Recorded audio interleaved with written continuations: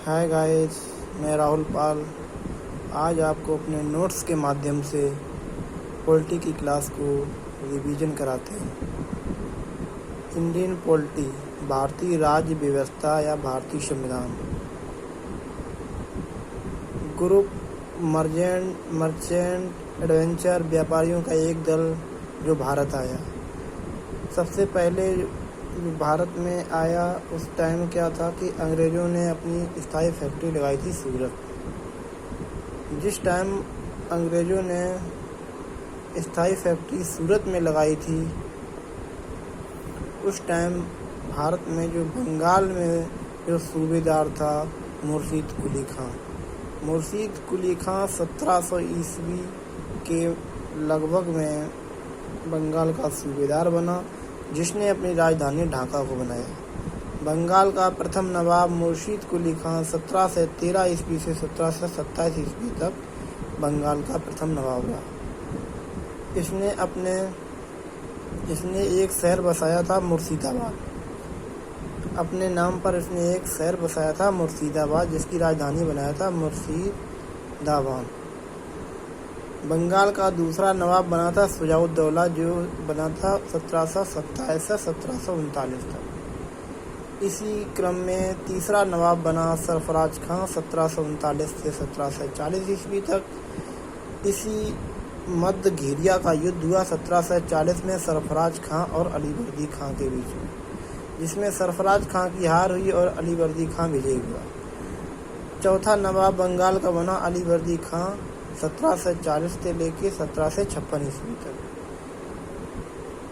अलीवर्दी खां ने कहा था कि अंग्रेज मधुमक्खी के समान है, अगर मधुमक्खी के छत्ते में हाथ डालोगे तो मधुमक्खियाँ खा जाएंगी। इसी तरह अलीवर्दी खां का कहना था कि अंग्रेज को अगर छेड़ोगे तो अंग्रेज छोड़ने वाले नहीं हैं। पांचवा नवाब बना सिराजुद्दौला 1756 से 1757 तक नवाब रहा। 20 जून 1756 को एक कालकोठरी की घटना हुई। कलकत्ता के फोर्ट विलियम में 146 अंग्रेज़ों को पकड़कर सिराजुद्दौला ने बंदी बना लिया, जिसमें से 123 लोग मृत्यु हो गई थी। 23 बचे केवल, जिसमें से एक व्यक्ति था विलियम हॉलवेल नाम का व्यक्ति बचा था। इसने ये घटना लिखी, इसी ने इस घटना का जिक्र किया। इस घटना का जिक्र करने के बाद इंग्लैंड से गवर्नर भेजा गया रॉबर्ट क्लाइव।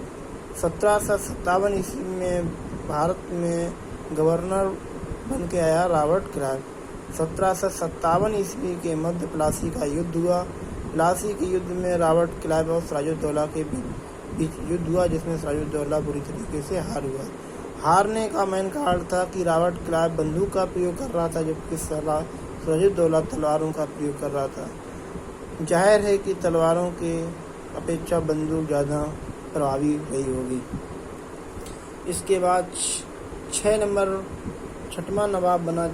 का नवाब बना मीर जाफ़र 1757 से 1760 तक, और इसी क्रम में 7वें नंबर का नवाब बना बंगाल का मीर कासिम 1760 से 1763 ईस्वी तक। पुनः 1763 में फिर से नवाब बना दिया गया मीर जाफ़र।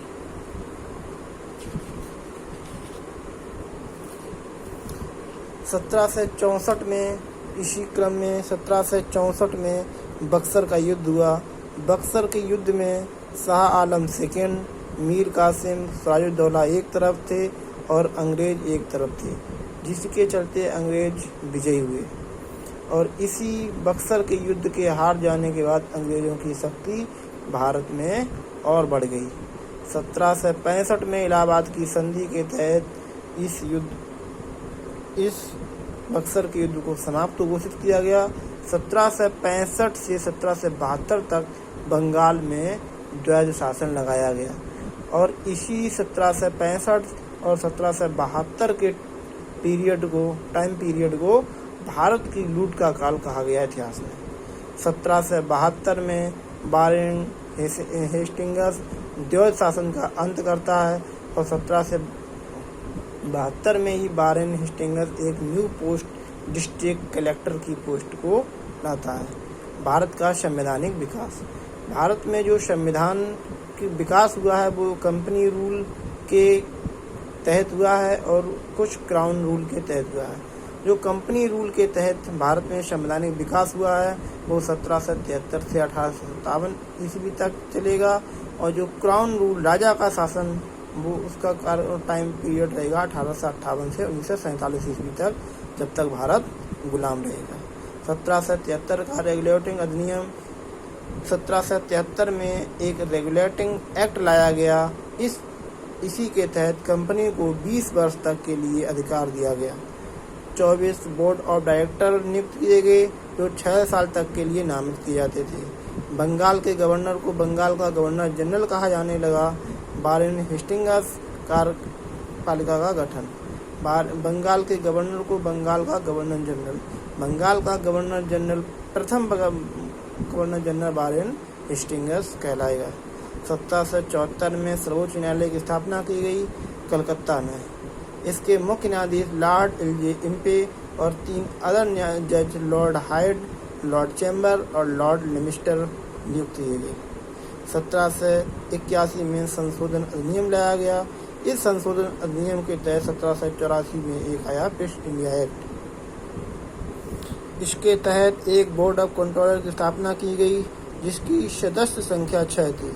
कंपनी और व्यापार प्रशासन को अलग अलग कर दिया गया। भारत की कार्यपालिका और न्यायपालिका को अलग अलग कर दिया गया इसी 1784 के ईस्ट इंडिया एक्ट के तहत।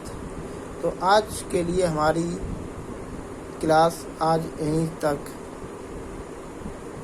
रखते हैं और नेक्स्ट क्लास में हम आपसे फिर मिलेंगे। तब तक के लिए bye bye, good night, take care.